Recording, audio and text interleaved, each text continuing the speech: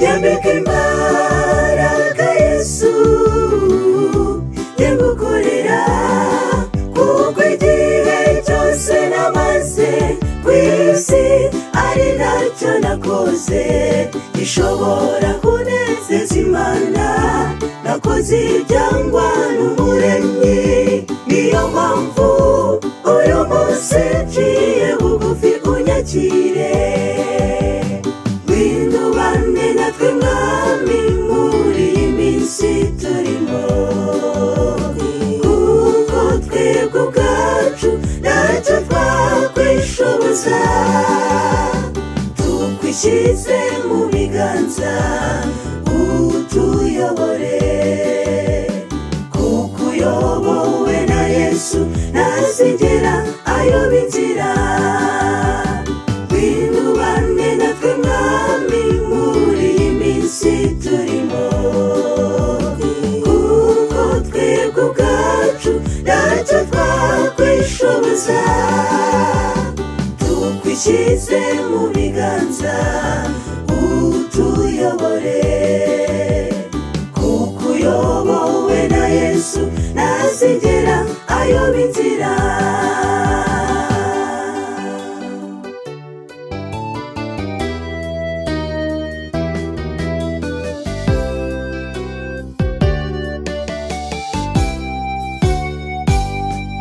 harubwo twibeshye yuko imirimo yacu ariyo ishobora kuduhesha ubugingo bw'iteka ushobora kuririmba neza undi nawe akabwiriza neza ariko udafite Yesu ntacyo byakugezaho windubane natwe mwami muri iyi minsi turimo kuko twebwe ubwacu ntacyo twakwishoboza tukwishyize mu biganza utuyobore kuko uyobowe na Yesu ntazigera ayoba inzira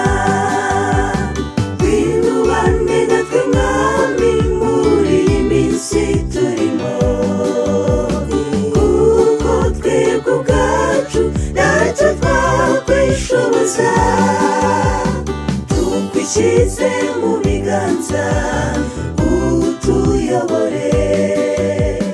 kuko uyobowe na Yesu ntazigera ayoba inzira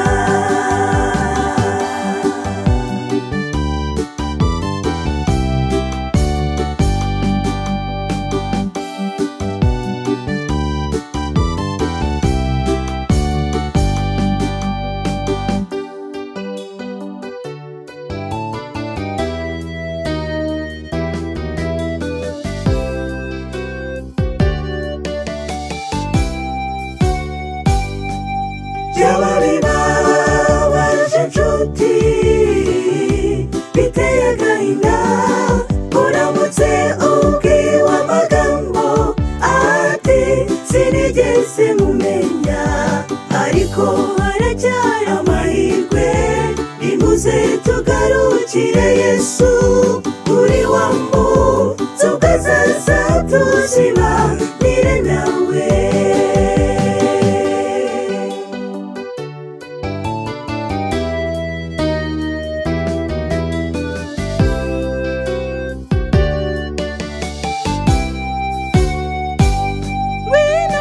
windubane natwe mwami muri iyi minsi turimo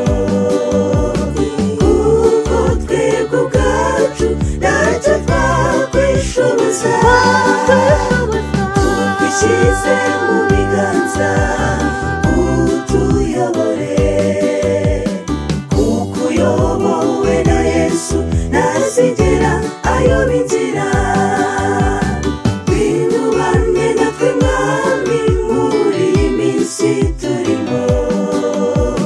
kuko twebwe ubwacu ntacyo twakwishoboza tukwishyize mu biganza